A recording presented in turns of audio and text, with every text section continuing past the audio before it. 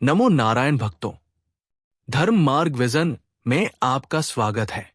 शुक्रवार का दिन देवी शक्ति और लक्ष्मी के स्वरूपों का दिन है।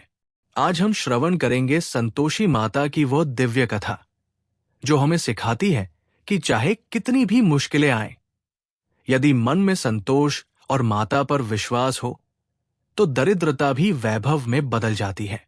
इस व्रत को करने से अविवाहितों को सुयोग्य वर और निर्धनों को धन की प्राप्ति होती है। प्राचीन काल में एक बुढ़िया थी जिसके 7 बेटे थे। 6 बेटे कमाते थे और 7वां बेटा निकम्मा था। बुढ़िया अपने 6 बेटों को अच्छा भोजन खिलाती और 7वें बेटे को उनकी जूठन बचा हुआ भोजन देती थी। 7वां बेटा भोला था, वो ये सब नहीं समझता था। एक दिन उसकी पत्नी ने उसे ये कड़वा सच बताया।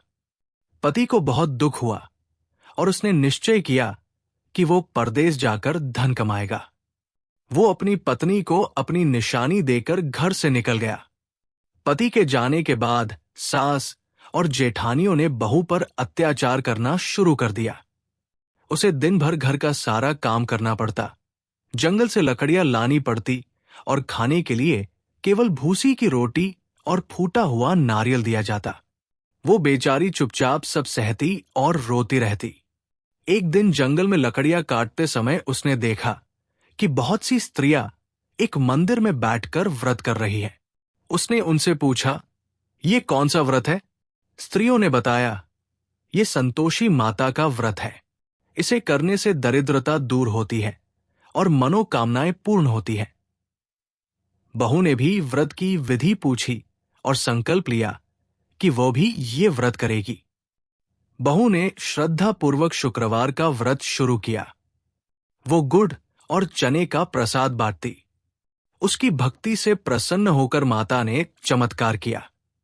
उसके पति का पत्र आया और ढेर सारा धन भी। कुछ समय बाद उसका पति स्वयं वापस लौट आया।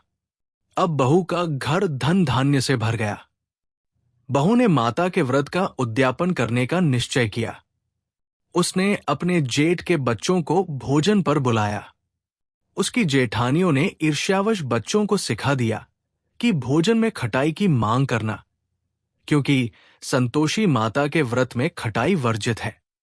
बच्चों ने हठ किया कि उन्हें कुछ खट्टा चाहिए। बहू ने उन्हें पैसे दे दिए। बच्चों ने उन पैसों से इमली खरीद कर खा ली। इससे माता रुष्ट हो गई और राजा के सैनिक उसके पति को पकड़कर ले गए। बहू रोने लगी और माता से क्षमा मांगी। उसने फिर से श्रद्धापूर्वक व्रत और उद्यापन किया। इस बार उसने ब्राह्मण पुत्रों को भोजन कराया और सुनिश्चित किया कि कोई खटाई न छुए। माता प्रसन्न हुई। उसका पति ससम्मान वापस आ गया।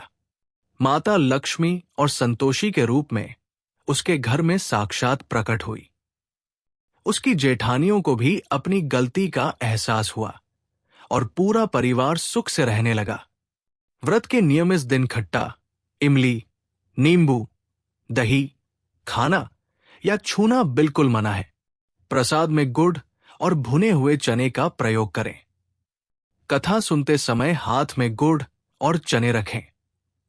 भक्तों, संतोषी माता का व्रत करने से मन में शांति और जीवन में संतोष आता है। जो व्यक्ति खटाई का त्याग कर सच्चे मन से माता का ध्यान करता है, उसके घर में कभी अन्नधन की कमी नहीं होती।